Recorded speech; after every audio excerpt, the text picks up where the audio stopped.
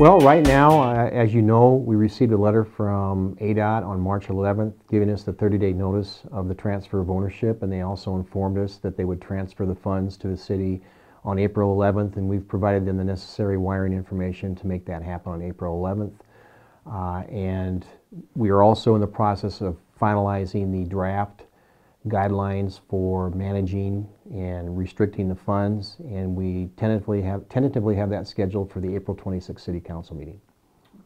The transfer of ownership would occur at 12:01 on April 12th, 12:01 a.m. on April 12th, and from that point forward, the city would have ownership of the road. Cool. And responsibility for maintaining it. Yes, as I understand it, and you might want to discuss this with the city attorney, but in trying to research when the election would be held, according to the state statutes, at least according to how they've interpreted, the election would occur at the next general election. The next general election is in May, and so the city attorney is going to be going to council with an amendment to the ordinance that would allow the city council to set a special election so that it could be held earlier than that, most likely in November.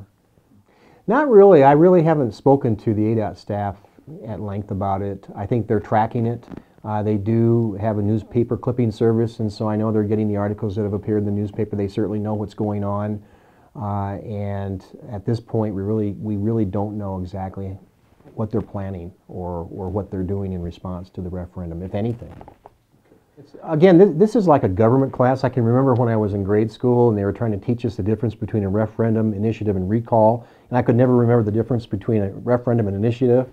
Fortunately, I think I learned through this process that we're going through right now.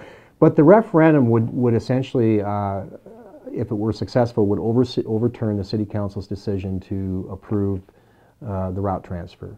The initiative would, if it was on the ballot and was passed by the voters, would require future city councils to get permission from the voters before accepting any state highway, as I understand it. I believe that's the intent of the initiative. So that's the difference between the two. One would overturn a council decision. The other would be prospective in requiring future city councils to request permission from the voters before any attempt was taken to take back a road. The city can't get involved in the politics of any of these issues, and we have to stay out of it. We can't take a position either for or against the referendum, the initiative, and obviously we can't take a position on the recall. So that's really something that we're not involved in. And it's just something that we're not, at this point, we haven't really gotten involved in at all. At this point, we're continuing to move forward with the route transfer, and we're expecting the funds to arrive on April 11th and ownership to transfer on April 12th.